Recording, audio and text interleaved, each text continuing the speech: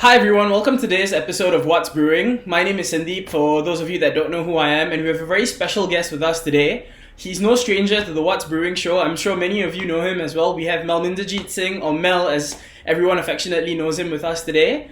Welcome to the show, Mel. Hi, thanks, Sam. It's good to be on the other side of the camera today. So the economy seems to be in a really bad spot right now. Is this only caused by COVID-19, or were there already signs that things were turning bad before? Yeah, no, actually, this is a very important question. I mean, we all know that, and we read about how the economy is doing very badly right now. But it's important to note that while COVID-19 exacerbated some of the signs we're seeing currently, the writing was already on the wall to begin with, even before that, and actually has been brewing for the last 10 years or so. So I take viewers back to the global financial crisis, which happened in about 2008, so more than 10 years ago. What's interesting to know that at the end of last year, so at the end of 2019, and at the end of the last decade, we were in more debt. The world was in more debt than we were before the global financial crisis happened. Oh. So in June 2008, when the global financial crisis was starting to simmer, we had about 208% of debt in the world, which was bad. It was one of the factors that underpinned the global financial crisis, right? So what was happening was that the financial sector in particular was contributing to household and corporate debt. Interest rates were low. There was a lot of lending in the market, and that led to a US housing bubble, and then also a subprime mortgage crisis afterwards. So banks also were using very opaque financial instruments to borrow from the market. And what happened then was that when they were hit with some shocks, they slowed down their lending, and that led to a liquidity crisis. And we all know then what happened in the global financial crisis. Lehman Brothers closed. A few other banks had to be bailed out. And a year after that, we had the sovereign debt crisis, which hit 4 or 5 European countries really badly. We call them the PIGS, the acronym the PIGS, which is Portugal, Italy, Greece, and Spain. These 4 southern European countries were hit quite badly with a sovereign debt crisis. And that was then.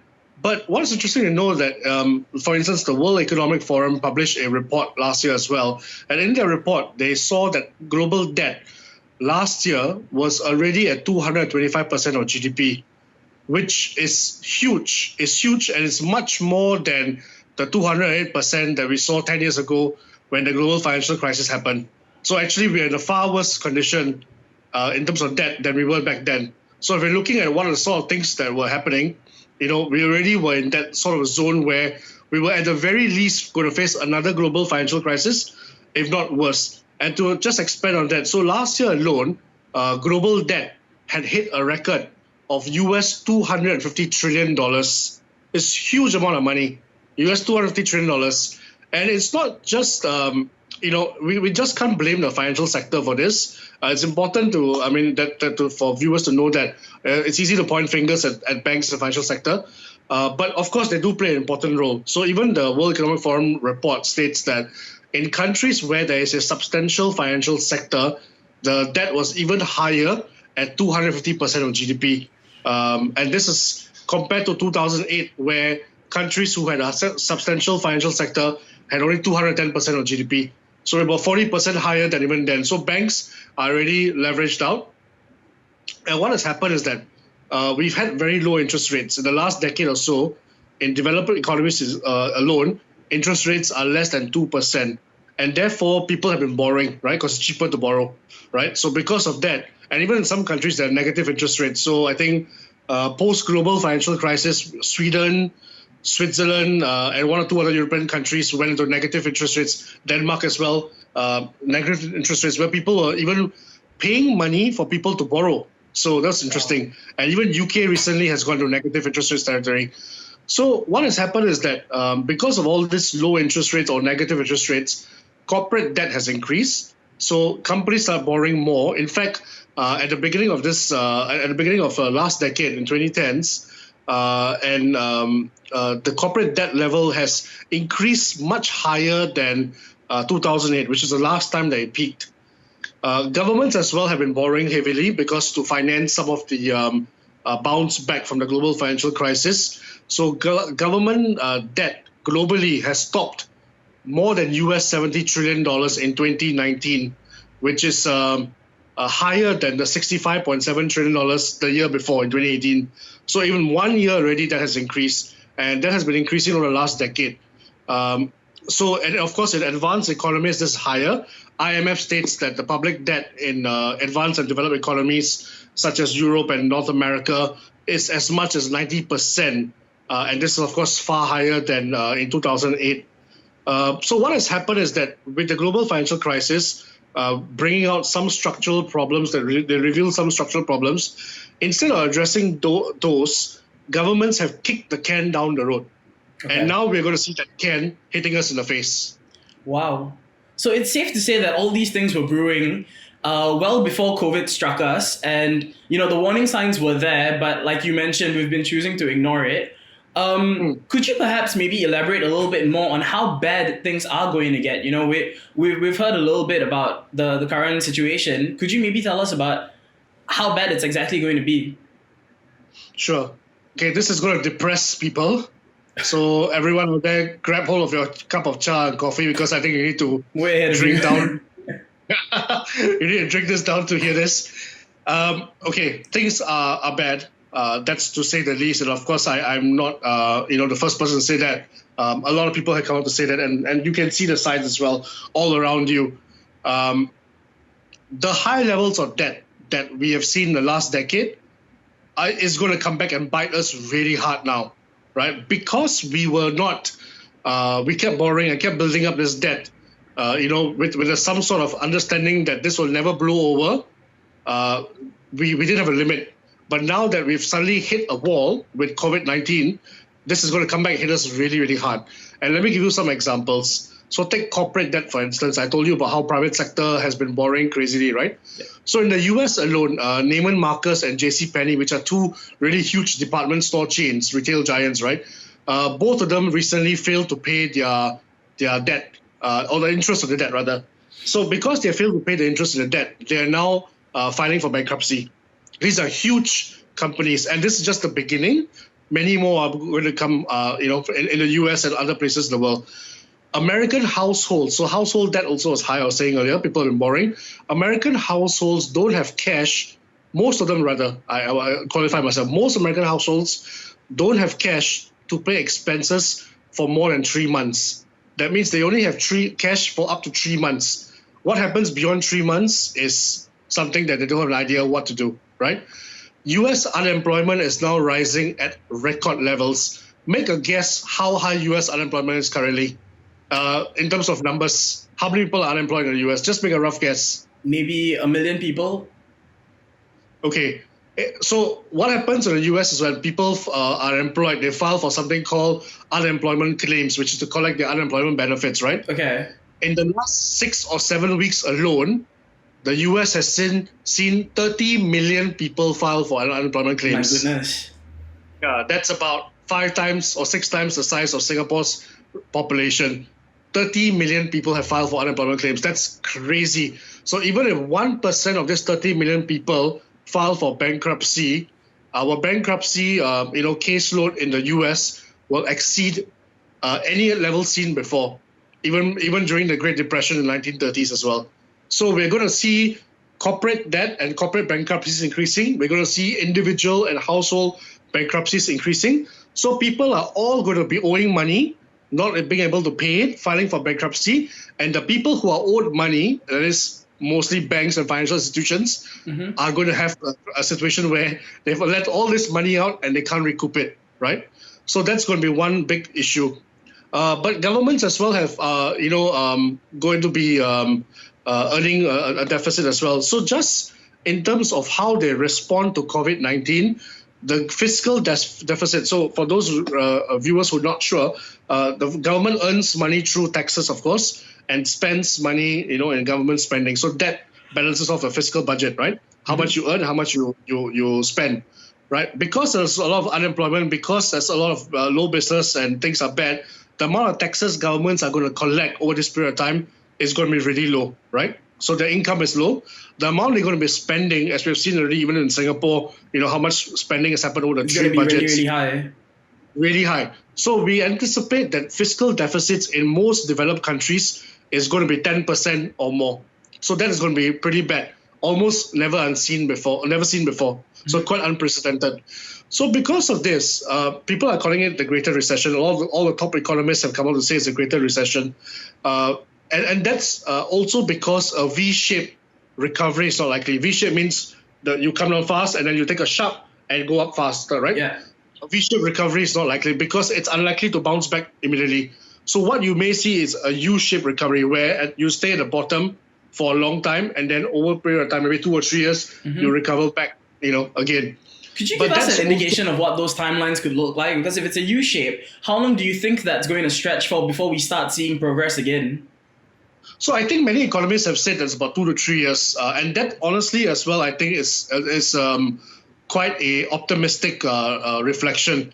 What some economists, certainly people like Nouriel Roubini, who correctly predicted the 2000 financial crisis, what he is saying, and I do believe there's a lot of validity in that, is that we are going to see a Great Depression where there's not going to be a recovery for a long time. So we're going to see an L-shaped thing. So it's going to come down, which is going down now. We're on the way down now. Yeah. And it's going to stagnate there for a long while with no recovery in sight for perhaps the most of this decade. So it is possible and highly likely that we'll spend the rest of the 2020s in a depression mode. So that's what we're seeing currently. Like I said, it's a depressing response. Yeah. I sorry to make viewers sound like that, but that's the truth. Yeah. And, coming back again to COVID-19, which is hitting us hard now as we go, we've seen governments, start easing up on a little bit of the measures around the world, in Australia as well. Back here in Singapore, I think on the 1st of June, we're going to start seeing our circuit breaker measures start easing up. But on an economic side of things, how do you think that the economy is going to continue to be affected by COVID-19? Are there going to be any implications? Yeah, I think we will continue to see COVID-19 have a negative impact on the economy. So there are a few things here to look out for and to see how they may adversely impact the fortunes of the economy going forward. There might be more, of course, but I'm just going to focus on a few for the purpose of this video. One is healthcare spending. So what COVID-19 has shown is that many countries around the world, in fact, most countries around the world, have not adequately spent on healthcare over these decades. So their health infrastructure and resources is woeful, is very inadequate, right? In Singapore, we've been quite lucky that our healthcare spending has been quite reasonable and actually has increased over the last 5 to 10 years or so. We have some capacity, but in many countries, that's not the case. So we're going to see countries needing to spend much more on health systems, even universal health coverage, so that's more affordability for health, and also other public goods, like medical care and whatever not. So we're going to see a lot of that spending increase. But because we're also now seeing many developed countries having a more aging society in the next 10, 20 years, by 2030, a lot more of the developed countries are going to be aging society. So the need for healthcare funding is only going to increase even more than current. Because it's not just current projections, because what is going to happen is our societies are going to be much older in 20 years down the road. And we're going to have more capacity needed. Because if one thing COVID-19 has shown is that the older people or the elderly or seniors are more vulnerable to pandemics and epidemics, right? So we're going to have to increase that. So all that will mean that because we're going to increase healthcare, because of aging societies, our debts are going to increase, both government debt and private debt. Government debt, because governments are going to have to finance these infrastructures through one way or another. Private debts, because those who are in countries where there's no universal healthcare insurance are going to need to fork out more money from out of the pocket to pay for medical. So these debts are going to increase. So we're going to see that have a bearing on the economy going down the road. Then also, of course, we've seen many countries in lockdowns, right? In one form or other, whatever you call it, right? And because of that, business activity is low. So there's a real lack in demand or slack in goods, whether it's unused machinery or factory capacity or even labor, right? That's why you see a lot of unemployment around. That's right. And all that is going to mean that there's going to be it's going to drive a price collapse in commodities such as oil and precious metals and industrial metals and things like that. So that will mean that we will see a depression, because prices will remain very low because there's no demand for these things, because factory output is slow, the business activity is slow, nobody needs these goods, these raw materials. So it's very depression. There's going to be a deflation, and unlike previous recessions or depressions where governments could play around with interest rates to catalyze or stimulate spending, because interest rates are so low now, there's nothing the governments can do with that regard. So even because, normally, if you have inflation, you will increase interest rates to slow down spending. Yeah. You have deflation, you lower interest rates to stimulate spending. But interest rates are already close to zero in most countries, or some countries even negative.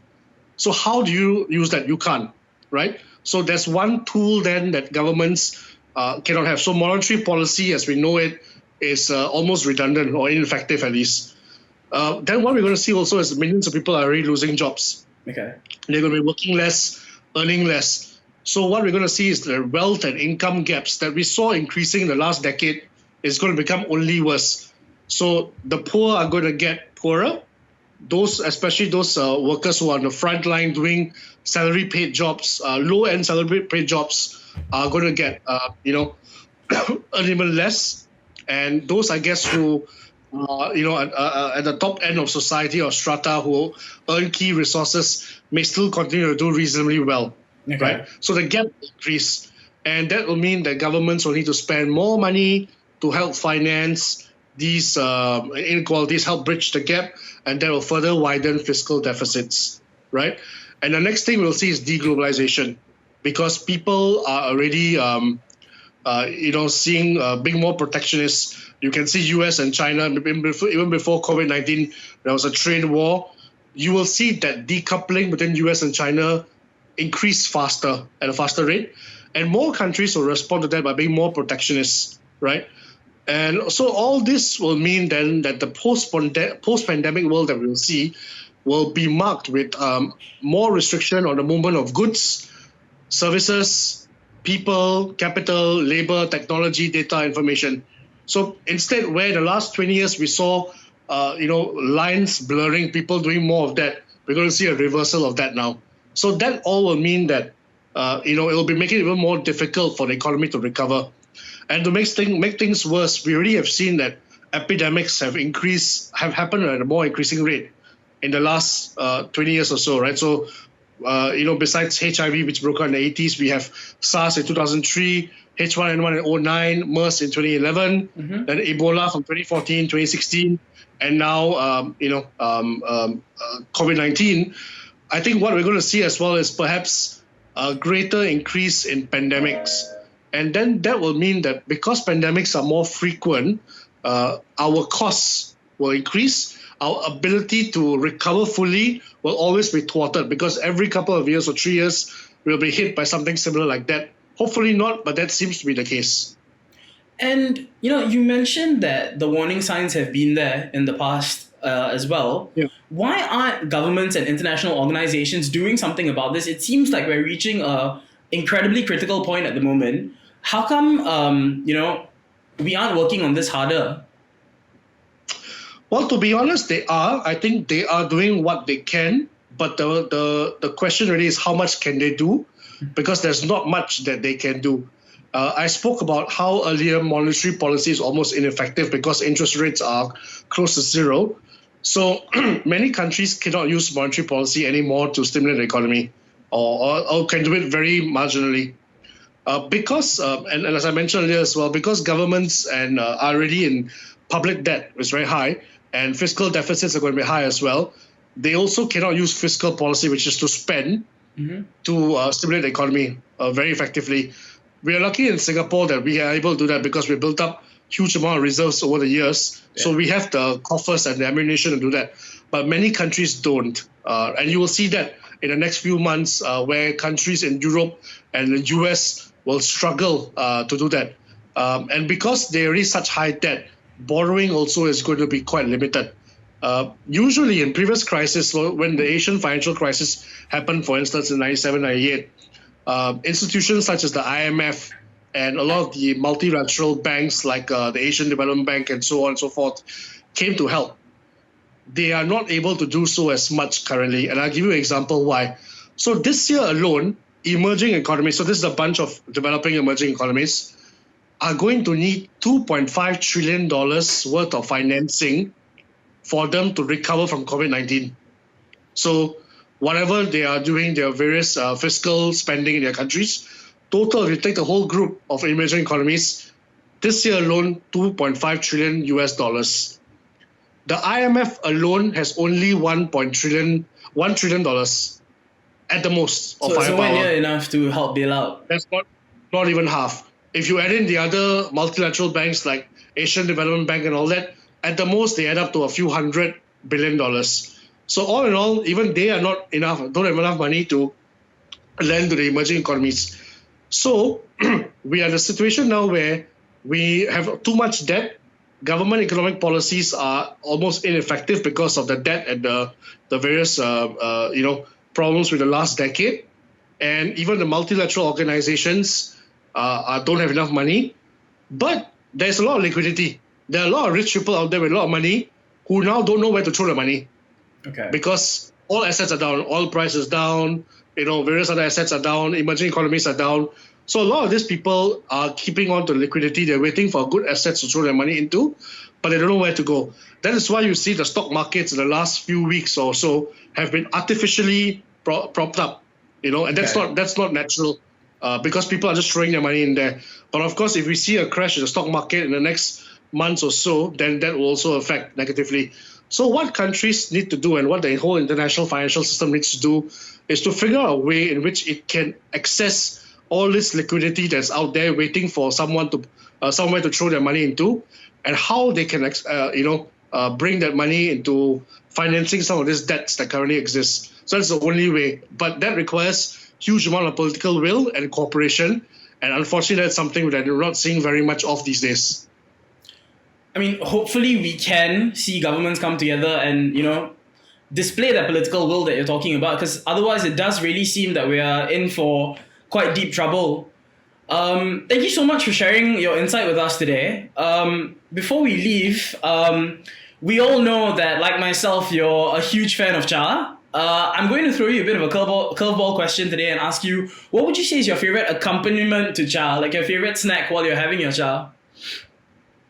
Wow, it depends. So when I was younger and I went to Gurdwara, one of the favorite things that I used to see in Gurdwara was something called cha chane.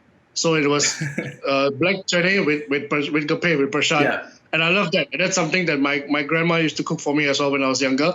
And I do enjoy that treat every now and then, of course. That's good. Once in a while when I can, when my family allows it. Fantastic. All right. Thank you so much again for joining us today. We'll see you soon. Take care. Okay. Bye-bye.